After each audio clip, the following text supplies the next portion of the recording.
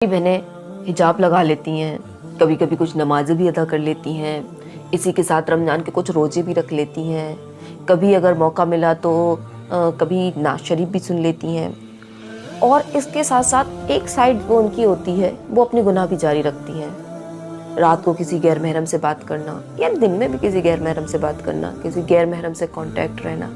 वो शायद ये सोचती हैं कि मैं ये जो नेकियां कर रही हूँ ना, तो ये गुनाह करना मेरे लिए जायज़ है या फिर ये नेकियां मेरे इस गुनाह को ख़त्म कर देंगी। मेरे बहनों, ये बहुत बड़ी आपकी गलतफहमी है। वो गुनाह अपनी जगह है। औरत के लिए जहाँ नमाज, रोज़ा और पर्दा ये दीगर चीज़ें नेकियां हैं, तो इसके लिए ये गुनाह करना जायज़ नहीं हो जाएगा। इसके लिए ये भी बहुत बड़ी नेकी है कि वो खुद ना महरम से बचे, ना महरम की ना आवाज़ सुने, ना महरम तक ना अपनी आवाज़ पहुंचाए, ना महरम से किसी तरीके से वो कांटेक्ट में ना रहे। ये बहुत बड़ी नेकी है मेरी बहनों, बहुत बड़ी नेकी है बचना। और अगर आप ये कर रही हैं तो ये बहुत बड़ा गुनाह है, गुनाह कबीरा है। अल्लाह के नबी ने तो हमको नज़र डालने से तक मना किया है कि हम किसी मर्द पर नज़र डालें।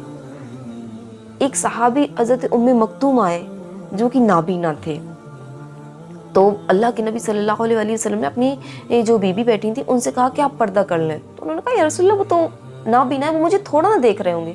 अल्लाह के नबी ने फरमाया, तुम तो देख रही हो ना, तुम तो बीना हो ना, तुम्हें तो नजर आ रहा है। मतलब ये है कि आप भी उन्हें ना देखें।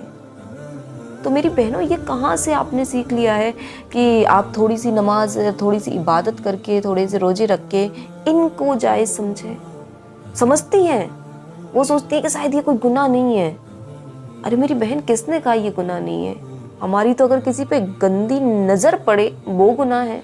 आप रात भर बातें कर रही हैं, आप उनके साथ रेस्टोरेंट जा रही हैं, आप उनसे पैसे ले रही हैं, ये सब हराम। ये आप जो तोहफे तहाइफ लेती हैं ना, उन्होंने कहा कि उसने प्यार से दिया है, मैंने थोड़ा ना मांगा था। एक होता है ना, लड़कियां कहती हैं कि उसने प्यार से दिया, उसने बिन कहे दिया, मैंने नहीं मांगा था, उसने ज़बरदस्ती दे दिया। सब हराम है ये आप अगर खाएंगी तो ये आप पेट में आग उतार रही हैं। ये आग उतार रही हैं आप। खुदा इन बातों को समझा करें। ये आपकी बातें आपकी माँओं तक पहुँचती नहीं है। ऐसी भी कई माएँ हैं कि उनको पता ही नहीं है कि उनकी बच्चियाँ क्या कर रही हैं। उनके हाथ में मोबाइल है, वो उस मोबाइल से क्या कर रही हैं। चूँकि माएँ ऐसी होती हैं, मैंने देखा है खुद, कि पढ़ी लिखी नहीं होती हैं।